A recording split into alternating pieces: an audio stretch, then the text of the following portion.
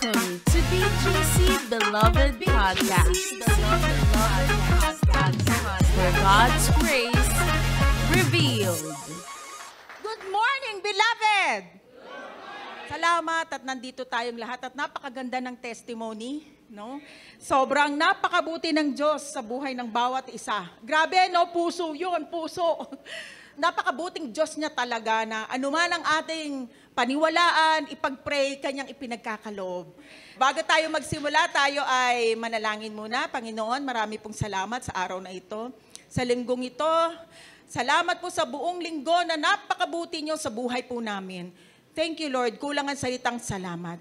Sa oras pong ito, itinataas ko po ang mensahe. Kayo lamang po, Panginoon, ang mag-glorify. Itago lamang ninyo ako sa inyong likuran. Ang lahat po ng aking sasabihin, ang lahat po ng aming gagawin ay para lang po sa kapurihan ninyo. Sa pangalan ni Jesus, ang lahat ay magsabi ng Amen!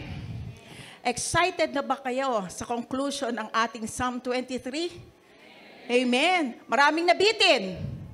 Patuloy tayo sa ating series ng Victorious Living, Responding from Christ's Victory to Life's Challenges.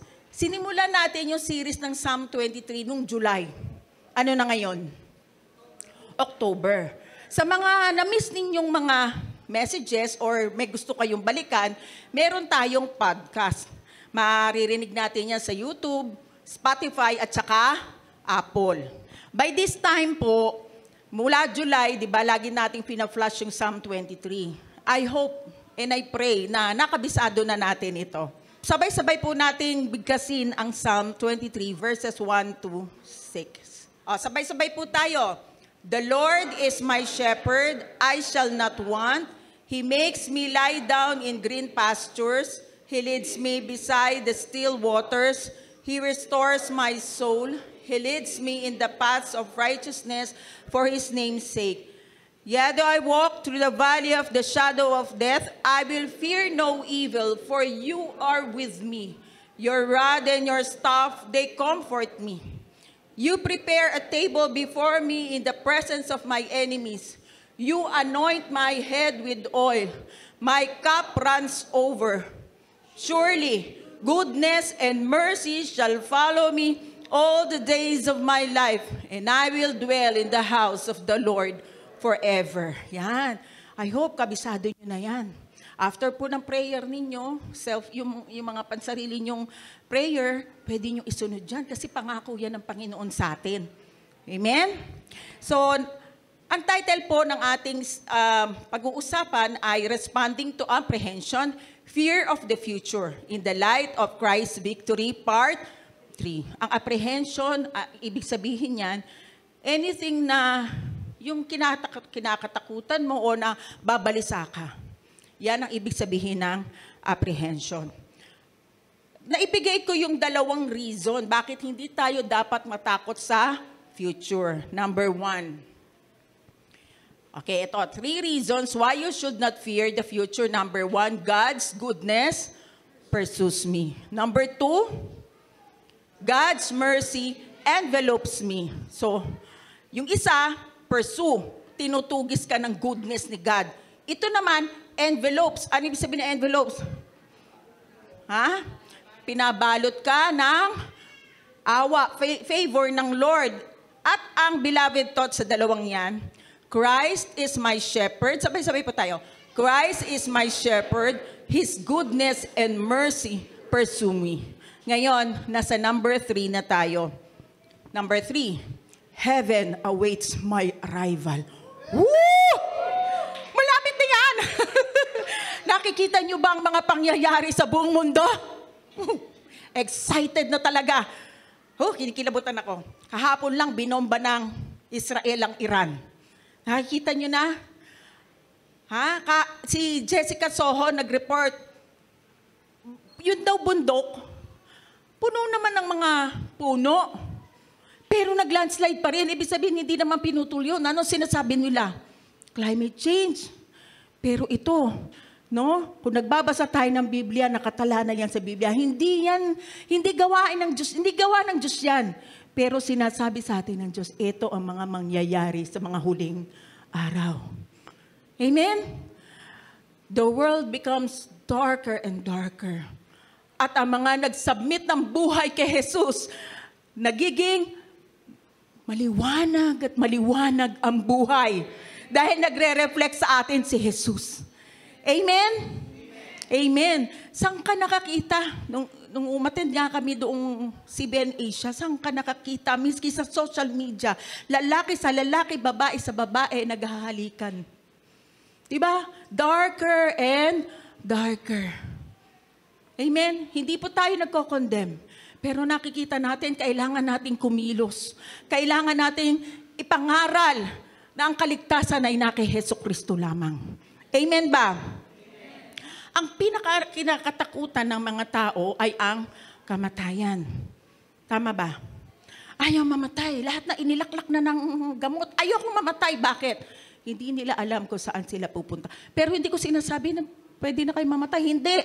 Ang ibig ko lang sabihin, gusto pa nating mabuhay. Kasi may mission pa tayo sa mundo. Amen? Ang ibig ko lang sabihin, tayong na kay Kristo na, assured na ang heaven sa atin. Amen? Kaya hindi na tayo takot. Kahit anuman ang dumating sa buhay natin, wala na tayong takot. Dahil ang Diyos ay kasama natin lagi. At kung pumikit man, magpantay man ang ating paa, alam natin kung saan tayo pupunta. Amen ba? At yung dalawang reason kanina, kinuha yan sa Psalms 23 verse 6. Sabi dyan, surely goodness and mercy shall follow me all the days of my life. Review lang ito muna ha, review lang. Para maalala nyo kasi ito na yung finale natin sa Psalm 23. Yung goodness galing sa Hebrew na tov, na ang ibig sabihin, beautiful, pleasant. Ang mercy galing sa Hebrew word na kesed, na ang ibig sabihin, favor, mercy, loving kindness. It does carry the essence of grace. At ang follow ay galing sa radap, na ang ibig sabihin ay pursue o hunt down.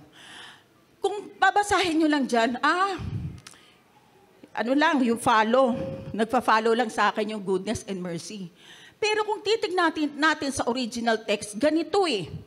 Sabing ganyan, yung goodness, yung mabubuting bagay, yung magagandang bagay, at yung pabor ng Diyos, tinutugis tayo. Di ba mas malalim? Kaya mas maganda talaga, pinag-aaralan natin yung original text. Hindi lang basta tayo susundan, kasi pag sinundan ka lang, pwedeng walang gawin eh. Pero yung tutugisin ka, di ba? Huhulihin ka, oy, wag ka dyan. Dito ka, nandito ang pabor ng Diyos. Wag ka dyan, mahihirapan ka dyan. Iba yun. Amen? Amen. So, yung grace, ang nakapaloob sa grace ay mercy at favor.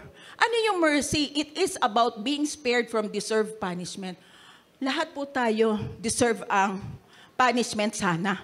Nung hindi pa tayo nakakakilala, yung wala pa sa Panginoon, deserve ang hell. Pero kinaawaan tayo, kaya nga ibinigay niya ang bugtong niyang anak upang tayo ay mapatawad. Para hindi na tayo mapunta doon sa hell. Amen ba? Yun yung mercy. At dahil napatawad na tayo, andoon na yung pabor ng Panginoon, tinutugis na tayo. Ano ba yung favor? It is about receiving special blessings. Nung nag-receive ka ng blessing, unearned, unmerited, hindi mo pinaghirapan. Pero receive ka ng receive. Bakit? Hindi dahil sa magaling ka, hindi dahil sa matalino ka, hindi dahil sa work ka ng work, perform ka ng perform. Hindi. You receive grace dahil kay Jesucristo. Tinapos ni Kristong lahat para sa pabor ay mapunta sa iyo.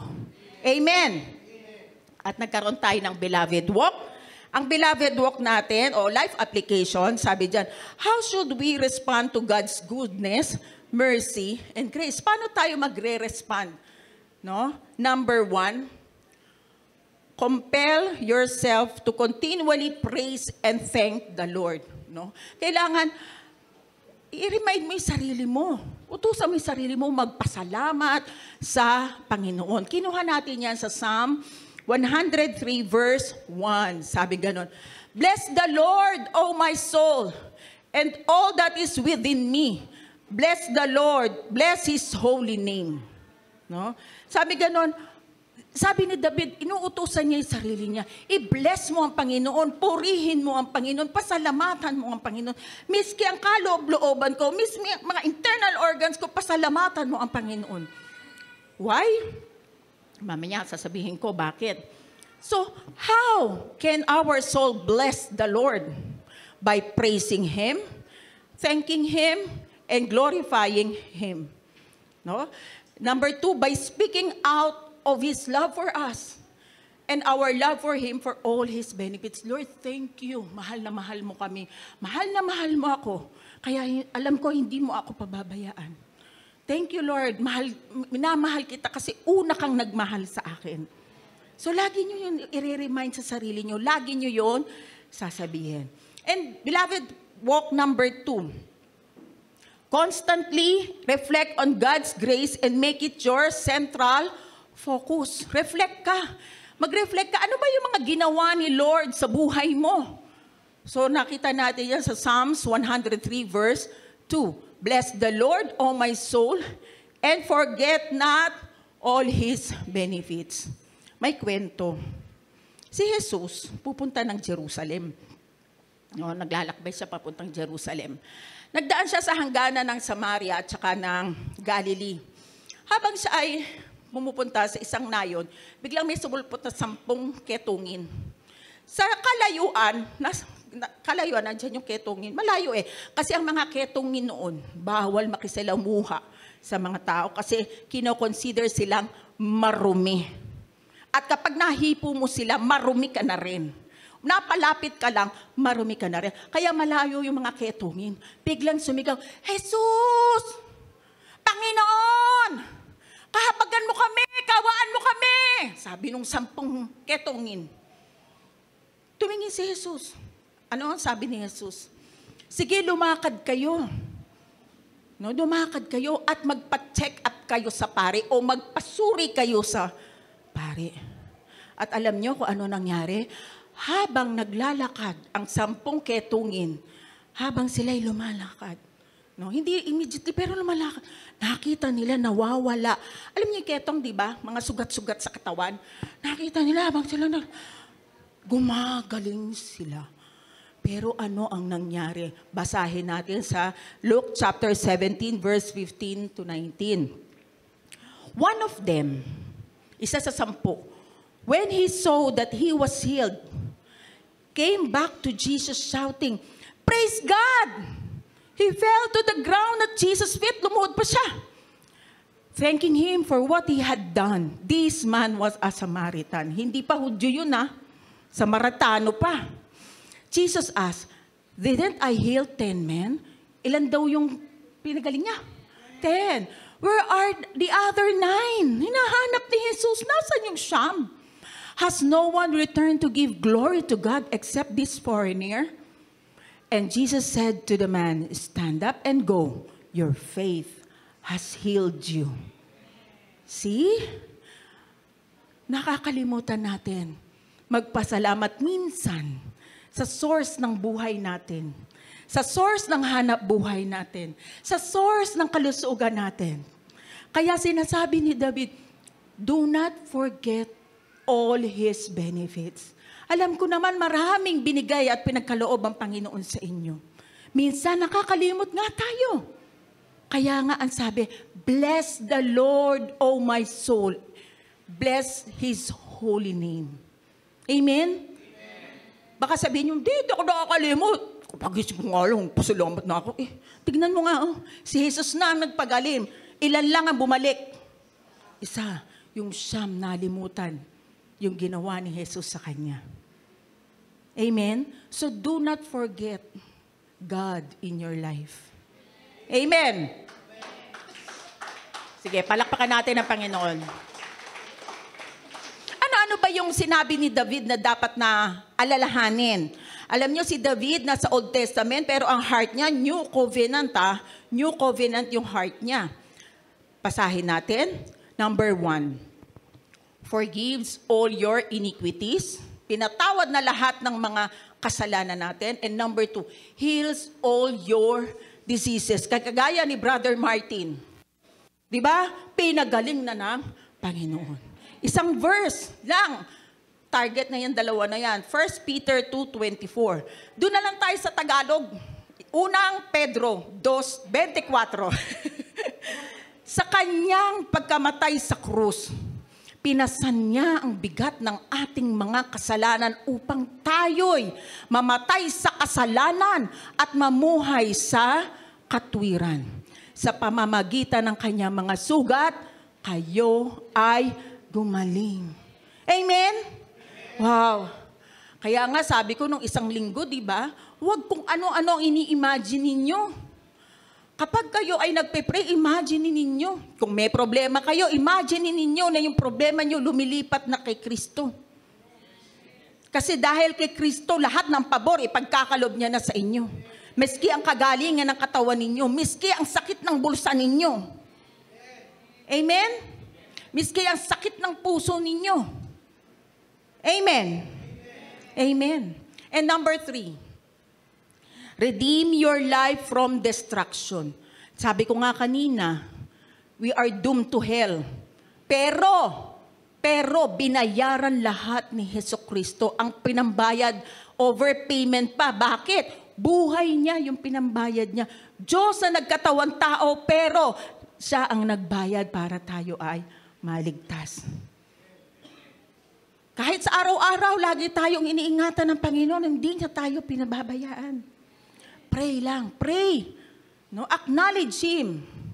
Number 4, crown you with loving kindness and tender mercy. Ano ba yung crown dyan? Sa Hebrew, surrounds. No, pinapalibutan. No, ini-envelope. No, minamahal tayo. No, Lord, payakap. Pagka-lonely ka. No? Payakap, Lord. Hindi ako nag-iisa kasi kasama kita. Mahal na mahal tayo ng Panginoon. Number 5, the Lord executes righteousness and justice for all who are oppressed. Ito yung sinasabi kong, huwag kayong gumanti sa mga nambubuli sa inyo. Si Lord na ang bahala. Amen? So, anong gagawin nyo? Pag-pray nyo yung kaaway nyo. Pag-pray nyo na malinawagan ang isip niya, i-bless nyo siya. Amen? Amen. At bahala na si Lord. Ipagkatiwala mo sa Lord yan. At makikita mo ang kamay ng Diyos. Amen. Number 6. Dako, dito na tayo yung next week. Satisfies your mouth with good things so that your youth is renewed like eagle. Parang ang ganda ng your youth is renewed like eagle, no? Lalo na sa mga mga sunscreen diyan at saka mga naglalagay ng mga ceramide diyan, Bakit alam ko, ginagawa ko rin eh. Di ba? Di ba ang sarap nun? No, hindi ka kagad tatanda. Uy, mukha kang 48 lang. Di ba? Kinakakakilig. Di ba? Pero hindi ka naman 48. Over 50 na po yung lingkod. Okay, so saan natin nakuha yan? Psalms 103 verse 5. Who satisfies your mouth with good things so that your youth is renewed like the eagles. Ang mouth po dyan ay galing sa Hebrew word na adi. Literally means ornaments. Ba't ganun? Sabi mouth tapos ornaments. Ang ornaments, mga accessory, mga jewelries, ba't ganun? Mga palamuti sa katawan, ba't ganun? Kaya bibigyan ko kayo ng 3 eksplenasyon tungkol dyan. Number 1, ito yung ibang eksplenasyon. Sabi nila, God supplies all that you need for your contentment. Actually, hindi lang contentment eh. Binubuhos pa ng Panginoon ng sobra-sobra. Kasi gusto niya, nagpa-prosper ang mga anak niya. Huwag kayo mag-focus na pag sinabing prosper ay pera lang. Hindi. Nagpa-prosper ka sa pamilya mo, yung relasyon mo sa pamilya mo. Nagpa-prosper ka ng relasyon mo sa mga kaibigan mo, sa mga katrabaho. Nagpa-prosper ka sa kahit anong hawakan ng iyong kamay. At nagpa-prosper ka rin sa bulsa. Pagka ganon, ano ang feeling mo? Masaya. Walang stress. Pag walang stress, ano? Beautiful, handsome. Amen? Yan ang explanation ng iba. Diyan sa mouth. No? Magta-thrive daw tayo, magpa-prosper daw tayo, at magre-renew. Kaya nga, di ba, may mga retinol, di ba, para mag-renew ng youth. Di ba? Paano ka magkakaroon ng wala kang pambili? Tama? Yun ang explanation ng iba. Explanation number 2, sabi naman ng iba, o revelation. Speaking out God's word brings it to life. Sabi nga sa Proverbs chapter 18 verse 21, death and life are in the power of the tongue, and those who love it will eat its fruit. Kung ano man yung lalabas na sa bibig mo, mga mabubuting bagay lalabas sa bibig mo, aanihin mo yun. Pag lumabas ang mga magagandang sinasabi mo, maganda din ang ani. Pag pangit ang sinasabi mo, anong ani? Pangit din. Amen? So, lalo na yung mga promises ni Lord sa Bible. Lord, sabi mo ganito, inaalala ko ang promise mo. Sabi naman ni Lord sa di ba, sa 1 Corinthians 1:20, ano sabi ni Lord? Lahat ng promise ko sa iyo, anak, yes and amen dahil kay Kristo. Amen? So speak it out. Lord, I'm healed. Lord, ako po'y malakas, malusog, masigla. Ako po'y pinayayaman niyo na. Lord, I have the mind of Christ. Diba? So speak it out. At dahil doon, magre-renew ka ng mind, magkakaroon ka ng, yung bang wala kang stress, magkakaroon ka ng youthful heart. Amen. At ito na po ang number 3. Pero, bago ko po sabihin yung number 3, ito yung sinabi ko next week, bago ko sabihin yung number 3, bibigay ko muna sa inyo, paano ba ang isang tao ay napapabilang sa family? Okay. How to belong to a family? Number 1, by virtue of birth. Di ba pag ang nanay ng anak, yung anak mapapabilang sa family.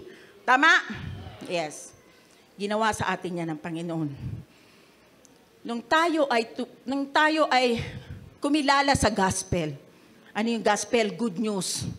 Tayo ay napabilang sa Panginoon. Tayo ay ipinanganak na muli. Let's read John chapter 3 verse 6. Humans can reproduce only human life, but the Holy Spirit gives birth to spiritual life. Kapag pinanganak ng nanay, natural life. Kung ikaw ay nanampalataya kay Jesus, sa pamamagitan ng Holy Spirit, ikaw ay pinanganak ng Spirit. So, ginawa sa atin ng Lord kung ano yung ginawa nung natural birth. Nakukuha.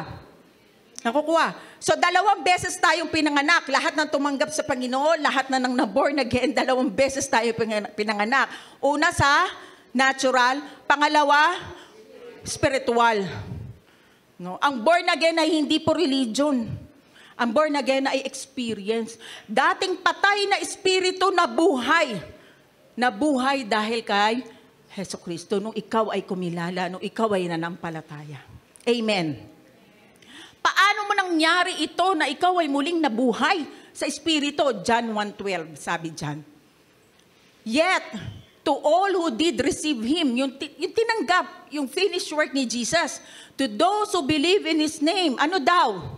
He gave the right to become, what? Children of God. Ayan Biblia ang nagsasabi, kapag tinanggap mo ang finished work ni Jesus, kapag nanampalataya ka sa Kanyang pangalan, ikaw ay magiging anak ng Diyos. Amen. Now, number 2. How to belong to a family? Number 1, by virtue of birth. Number 2, by virtue of adoption. Paano ba yun? Halimbawa sa orphanage, kumuha ka ng isang bata doon, a-adopt mo. Pag in-adopt mo yung bata, bibigyan mo siya ng pangalan. Tama? Yung apelido mo, ibibigay mo sa kanya.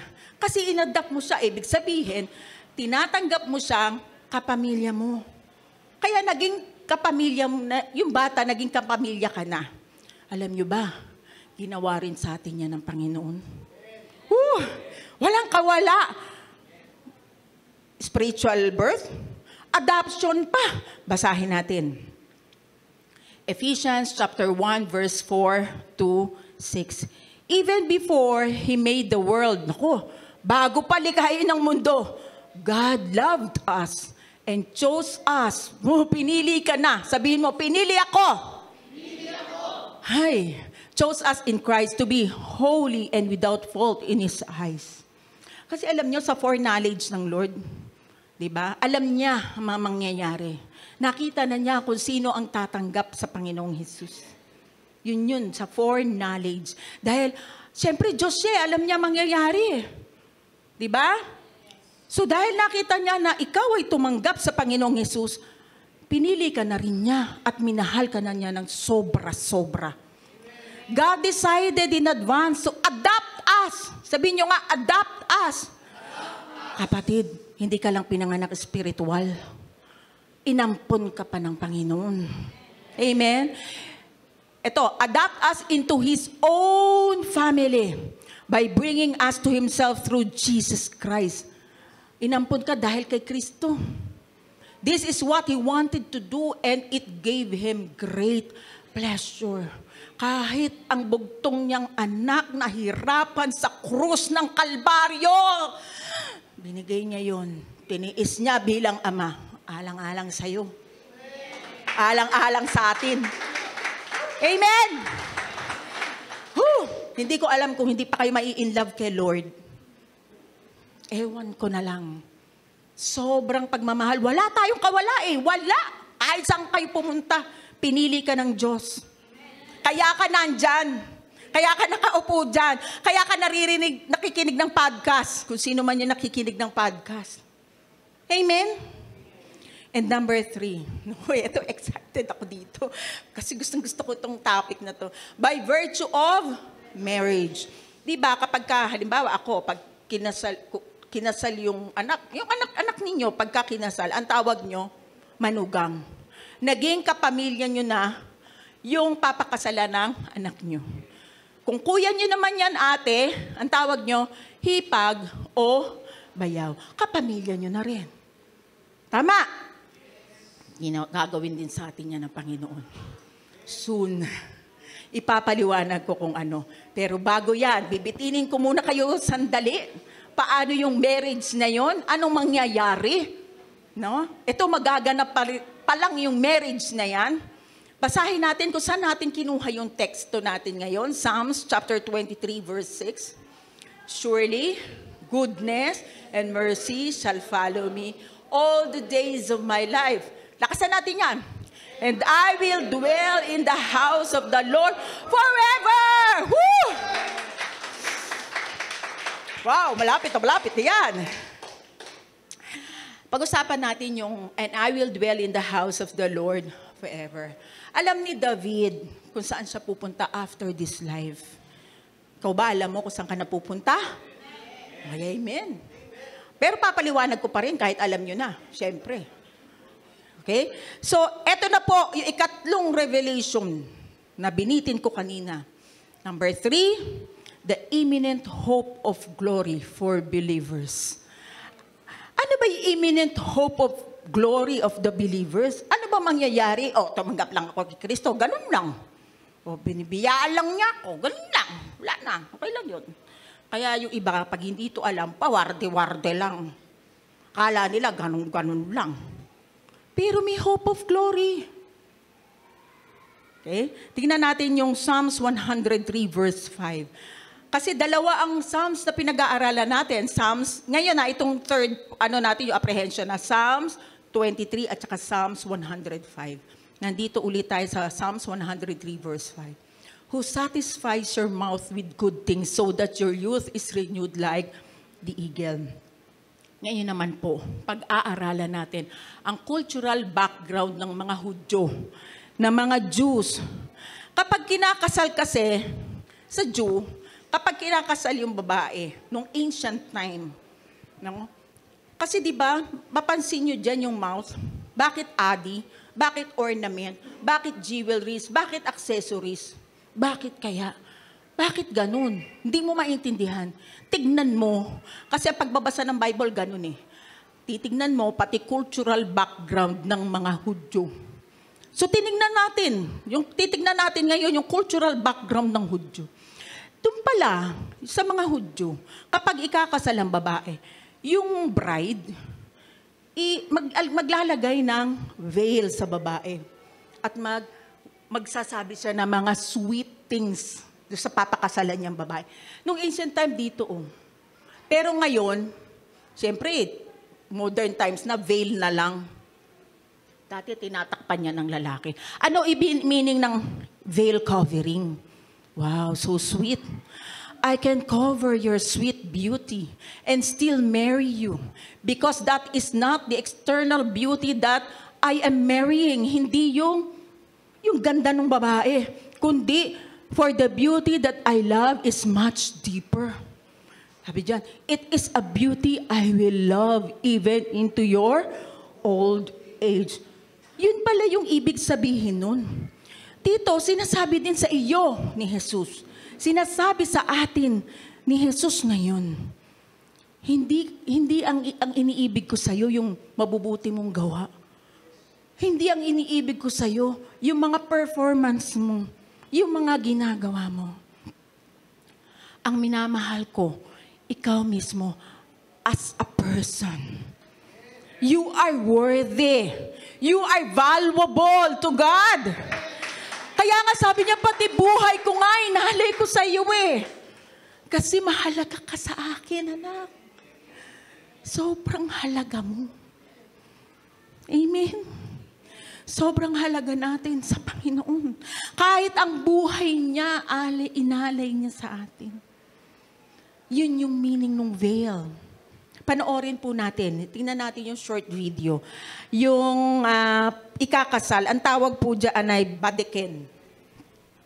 At Jewish weddings, you'll see that there's a badekin, which means veiling. The groom is escorted by his father and father-in-law and is led up to the bride. This is the first time they're seeing each other after not talking for a week before their wedding, and it's so special when they have their first look. After sharing an emotional moment with each other, the groom puts the bride's veil over her face. The spiritual reason for this is to show that the groom is not only interested in the bride's external beauty, but what's inside.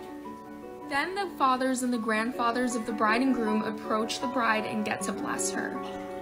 Once that's complete, the groom is escorted by his family members and by all of his friends to the chuppah, where the marriage ceremony will take place.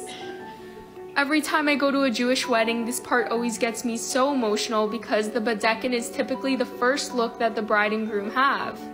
After the groom was let out, all the bride's friends and family danced around her as well. And then we were led to the chuppah.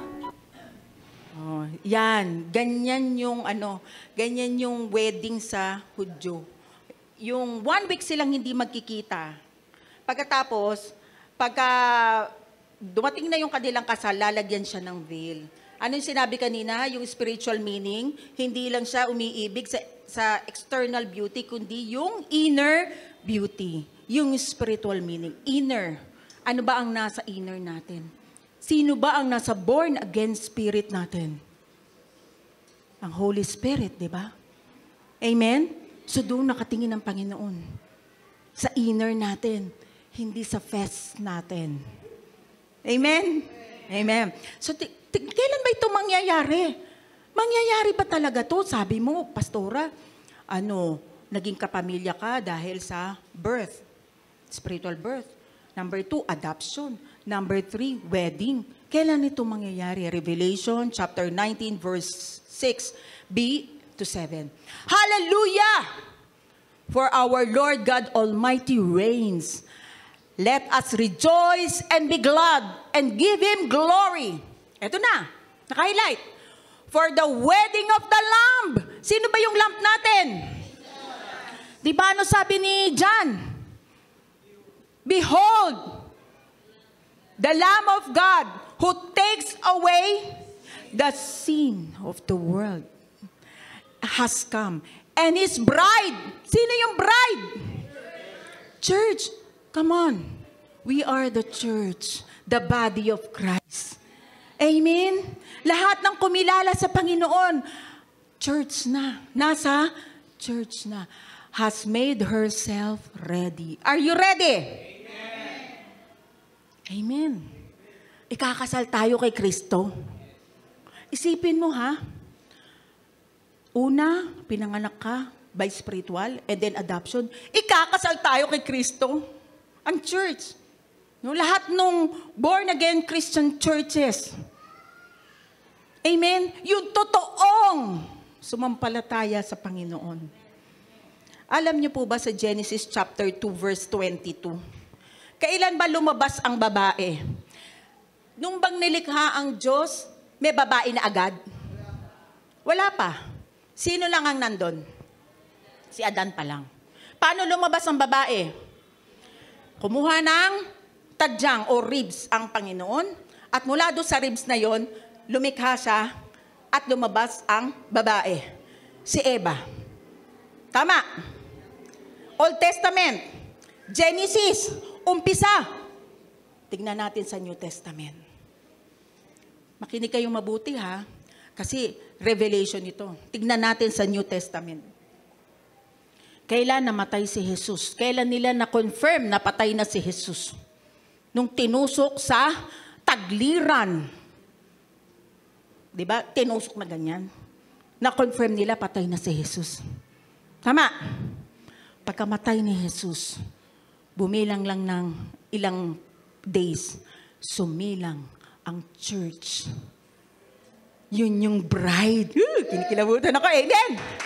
Di ba nakukuha ninyo?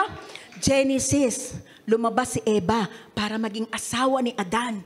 New Testament. Nung namatay si Jesus, nabuhay ang church. Bakit? Para sa Revelation, sa kahuli-hulihan, ikakasal kay Kristo ang church. Nakuha? Amen? Amen. Kaya, napakahalaga at napaka-importante ng kasal sa Panginoon. I-honor ninyo yan. Mga kabataan, I'm speaking to you. Kung hindi pa ready, wag muna. Ipinagpe-pray ang kasama. Ipinagpe-pray ang partner.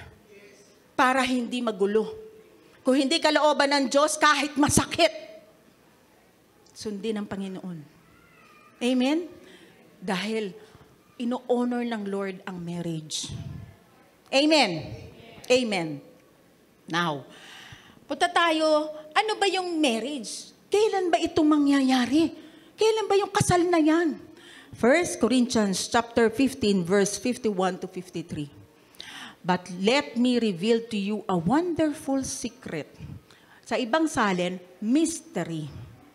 We will not all die, but we will all be transformed. It will happen in a moment, in the blink of an eye, when the last trumpet is blown. For when the trumpet sounds, those who have died will be raised to live forever, and we who are living will also be transformed. Sabi dyan, hindi tayo mamamatay na lahat. No? Sabi, magta-transform daw tayo. Mangyayari daw yan in a twinkling of an eye. Yung bang, di ba pag naganyan yung mata mo, bigla ka napipikit. Ganun ka, kabilis. No? Sa huling trumpeta. At tayong mga buhay pa, mapapalitan yung body natin. Kaya nga, will renew your youth like an eagle. Kung matanda ka na nung dumating ang Panginoon, yung rapture, mag-glorified body ka. Diba? Mapapalitan yung katawan mo nang hindi na nabubulok at tumatanda. Amen? Hindi nga nakilala si Jesus nung iba nung nabuhay siya. So hindi ko alam kung gaano kayo kaganda at kapopogi pag dumating ang panahon na yan. Amen? At yung mga namatay na naniwala kay Jesucristo, una silang bubuhayin. Ganon din, bibigyan silang katawan na hindi na nabubulok. Tayo din, kasunod. Sabi dyan, for our dying bodies must be transformed into body that will never die. Our mortal bodies must be transformed into immortal bodies. Wow, immortal beauty ka. Die. Hindi mo na kailangan mag-retinol. Diba? Immortal handsomeness. Hindi mo na kailangan mag-sunscreen. Amen? Wow, forever youthful ka na. Forever ka nang young. Amen. At ito'y mangyayari lang sa mga anak ng Diyos. Amen. Amen. How confident are you in your salvation? Tanong ko sa inyo. Confident ka ba na ikaw ay ligtas na? Tingnan natin. The assurance of salvation is the confidence that once you have accepted Jesus Christ as your Savior, you are eternally secure in your relationship with God. Kung tunay mong tinanggap sa puso mo si Jesus Christ, mayroon ka na assure ka na sa iyong kaligtasan. Oh, Pastora, paano yun? Okay, tignan natin, number 1, God's promises. John chapter 10, verse 28 to 29. Sabi dyan, I give them eternal life. Ano binigay sa atin ni Jesus? Eternal life. And they shall never perish. No one will snatch them out of my hand. My Father who has given them to me is greater than all. No one can snatch them out of my Father's hand. Sino nagsabi niyan? Si Jesus Christ. Gaano kapangyarihan ang Panginoon? Malakas o hindi? Sobrang lakas o sobra lang lakas? Hinahawaan ka ng Panginoong Hesus. Sobrang powerful nun. Hindi ka na kumbaga, kung gusto man ni Satanas na kuhanin ka, hindi kaya. Super lakas ng kamay ng Panginoon. At ang sabi dyan, my Father, hindi lang pala si Jesus ang humawak sa iyo. Pati ang Father niya ay grabe naman. 2 puwersang malalakas, hinahawakan ka. Assure ka na ng salvation mo. Hindi ka na mawawala. Amen? Paano kung tumalon ako? Tatalon ka ba? Tanong ko sa inyo. Ha? Nasa Panginoon ka na? Wala nang talunan. Di ka nga makaalis. Ganyan na ganyan. Higpit-higpit. Gusto nyo? Tinatawag ko po. Brother, halika muna rito. Dito. Para maalala nyo yung gagawin natin. Para hindi nyo makalimutan. At ang may birthday ngayon, si Pastor. Halika rito, Pastor. Dito kayo. Para hindi nyo makalimutan, bibigyan ko kayo ng illustration. Hinawakan ni Jesus. Teka muna. Alika, anak. Alika. Okay. Akan yung kamay mo. O kahit ikaw. Hinawakan ni Jesus. Ikaw si Jesus kunwari. Hawakan mo siya. Kami niya. Hinawakan pa ng Diyos Ama. Okay.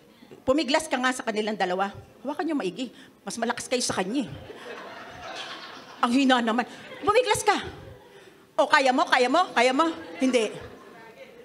Struggle. Sige, ano mo? Hindi mo kaya. Hindi mo kaya. Mas grabe pa dyan yung sa Panginoon. Ito pa. Number 2. Diyan lang kayo. The Holy Spirit seal. Diyan lang kayo, wait lang. Ephesians chapter 1, verse 13 to 14. And you also were included in Christ when you heard the message of truth. Nung narinig nyo yung message of truth, the gospel of your salvation. When you believe, you were marked in Him with the seal. Wow, minarkahan ka na ng Diyos. With the seal.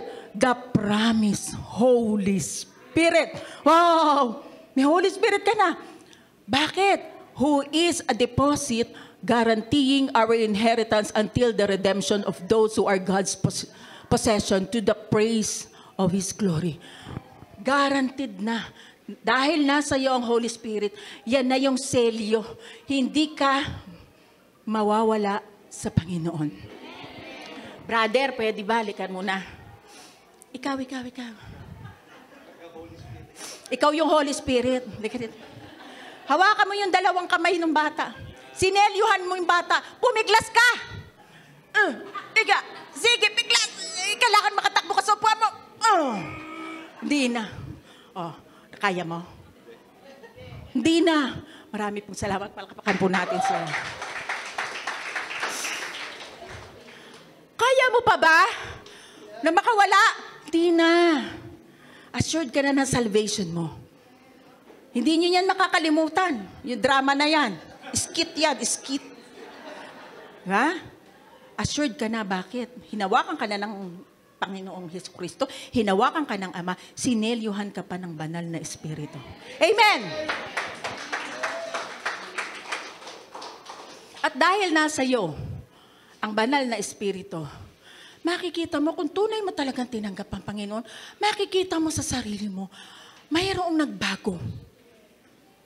Kasi nasa iyo ang banal na Espiritu, may nagbago. Okay, basahin natin, the transforming power of faith. Kaya nga merong mga naninigarilyo, biglang, ayoko naman nigarilyo. Yung iba, nagda-drugs, biglang hindi na nag-drugs. Bakit? Kasi nagkaroon na sila ng Holy Spirit sa kanilang born again, nagkaroon na ng transforming power of the Holy Spirit. Ano ba yung bunga ng Holy Spirit? Basahin natin sa Galatians chapter 5 verse 22 to 25. Tagalog pala yung kinuha ko. Subalit, ang bunga ng Espiritu, Holy Spirit, ay pag-ibig, kagalakan, kapayapaan, pagtsatsaga, kagandahang loob, kabutihan, katapatan, kaamuan, at pagpipigil sa sarili. Walang batas laban sa mga ito. Di ba pagka mabait ka, alam mo, hindi ka tatawid. Pagka alam mo, walang batas na against sa'yo. Kung wala lang sa'yo yung tumawid ka, di ba huhulihin ka, jaywalking?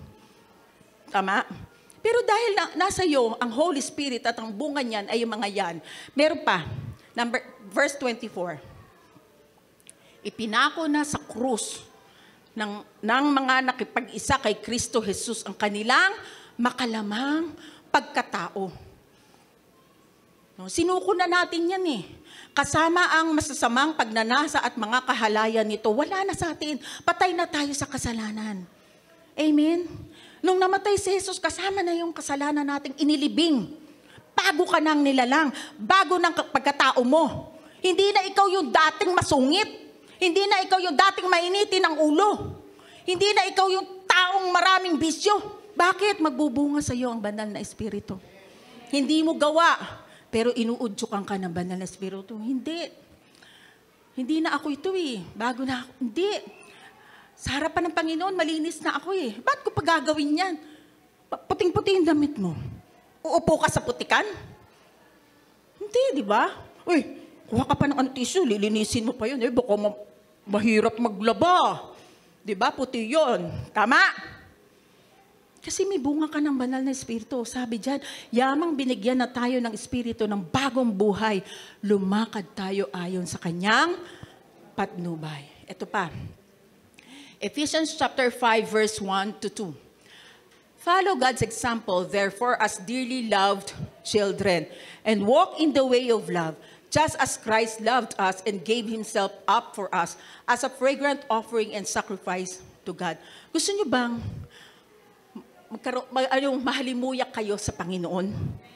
Gusto niyo yan? Sabi dyan, follow God's example. Clear ko lang Hindi ka nagpa-follow para maging anak ng Diyos. Nagfa-follow ka na kasi anak ka na ng Diyos. Amen? Kaya, ang pagsunod sa Panginoon, madali na lang eh. Kasi anak ka na niya. At yung mga ginagawa mong mabubuting bagay na nakapagbigay ng glory sa God, isang mabungong samyo sa harapan ng Diyos. Amen? Naintindihan? Amen? Now, I'm asking you, can you make it to heaven? Yung iba, ano ba sasagot ko? Can you make it to heaven? Sabay-sabay tayo. Can you make it to heaven? Yes. I believe with all my heart that Jesus Christ is the Lord and our Savior. Woo! Declaration mo na yan. Kung naniniwala ka sa tinapos na gawa ni Jesus, heaven ang punta mo. Next slide. Can you make it to heaven? Yes! I am a child of God. Pinanganak ka ng Panginoon. Kaya born again. Hindi po, pagka nakita nyo sa CV, di na resume, di ba CV na? Religion. Yung iba, born again, Christian. Di po. Nalilito yung iba. Christianity. Yun ang lagay nyo. Christianity. Kasi ang born again ay isang experience. Alam nga namang, pinanganak ako ng nanay ko, pagkatapos pinanganak ako ng Diyos. Alam nga namang ganun. Hindi. Christianity. Okay ba yon? Now, wala tayong kawala dahil 3 beses tayong ginawang family ng Lord. Okay, malapit na po ako matapos, ha? Number 1, how to belong to a family? Sabay-sabay? By virtue of birth. Number 2, by virtue of adoption. At ito pa lang yung mangyayari. By virtue of marriage. Alam niyo po, malapit na talaga itong marriage of the Lamb and the church. Sobra kasi, kung titignan natin ang timeline, ang timeline, 2000, yung Old Testament, 2000. Pagdating ni Kristo, pagkamatay ni Kristo, another 2000. And bumabaybay tayo, papunta na tayo, malapit na tayo sa 6,000 years. Ilang araw ba ginawa ni Jesus ang mundo? 6 days. 1,000 years is 1 day to the Lord. Nasa 6,000 na tayo. And bukod doon, nakikita na natin yung mga signs na muli niyang pagbabalik. Amen? Kung aware kayo, nakikita nyo na yan. Diba? Bagyong Christine nga Kala mo ganun-ganun lang, daing namatay. Ngayon, si Leon naman. May pumapasok na naman na bagyo, si Leon.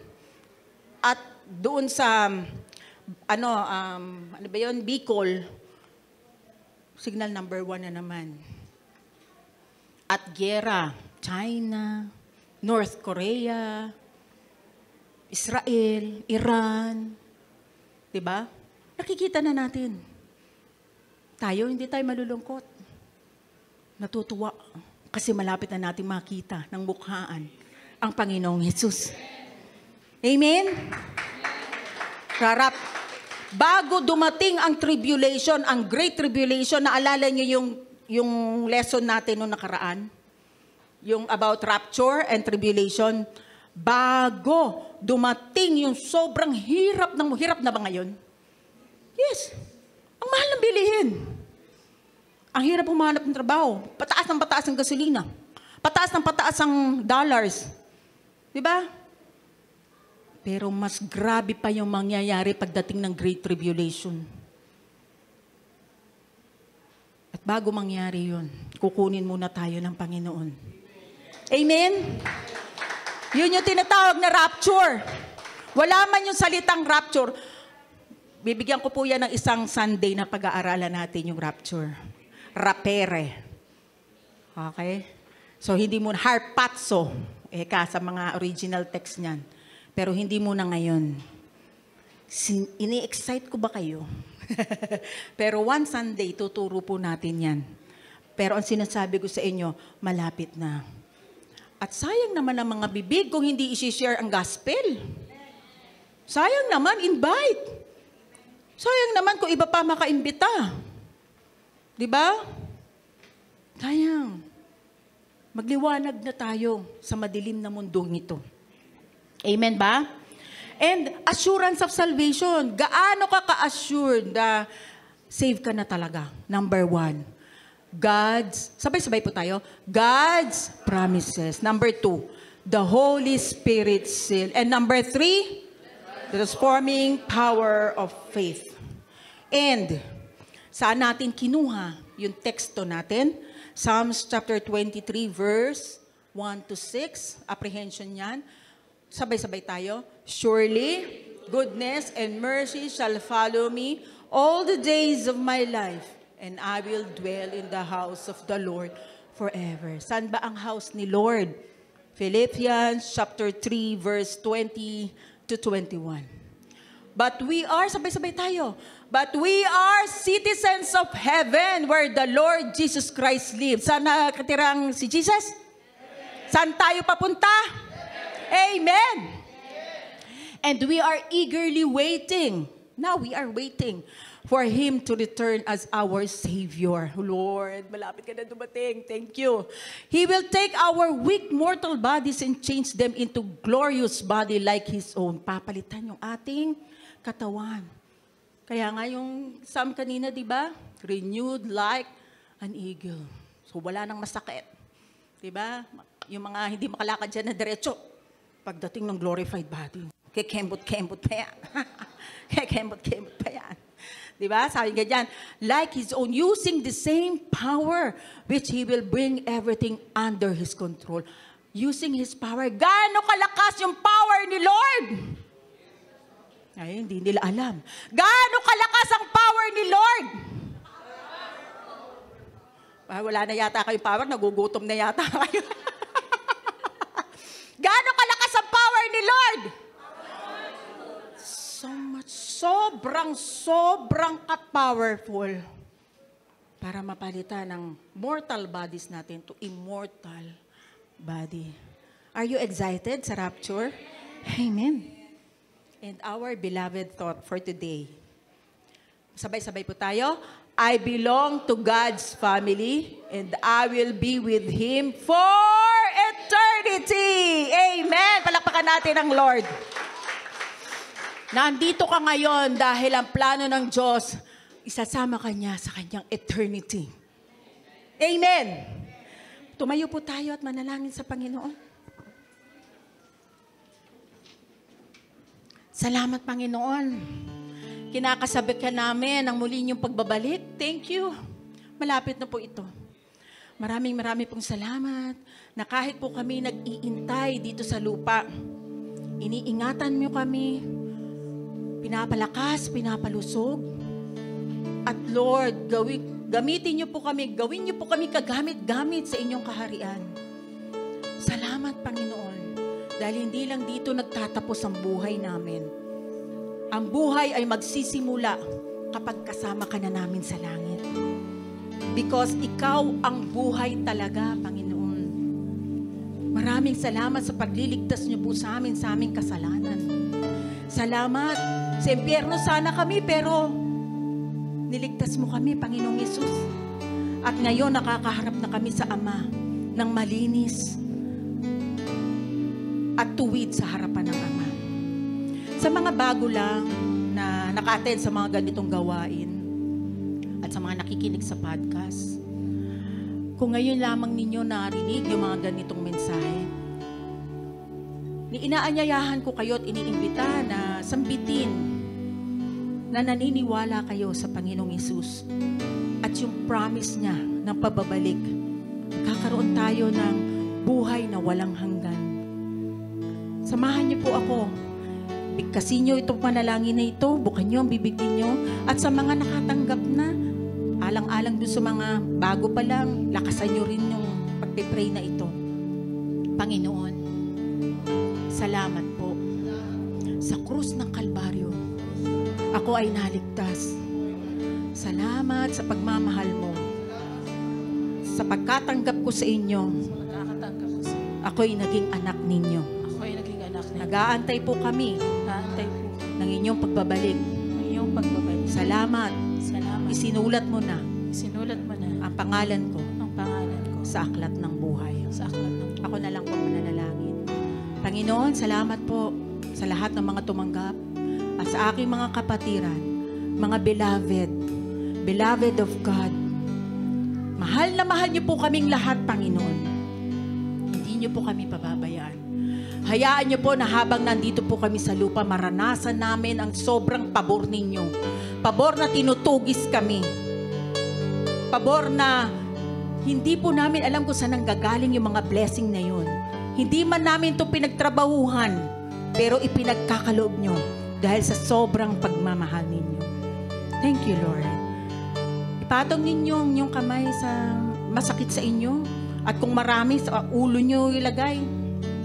Pag-pray natin yan. Sa pangalan ni Jesus, sakit sa katawan, gumaling ka in Jesus' name. Walang ibang pangalan na makapangyarihan kundi ang pangalan ni Jesus. In Jesus' name, immune system, lumakas ka sa pangalan ni Jesus.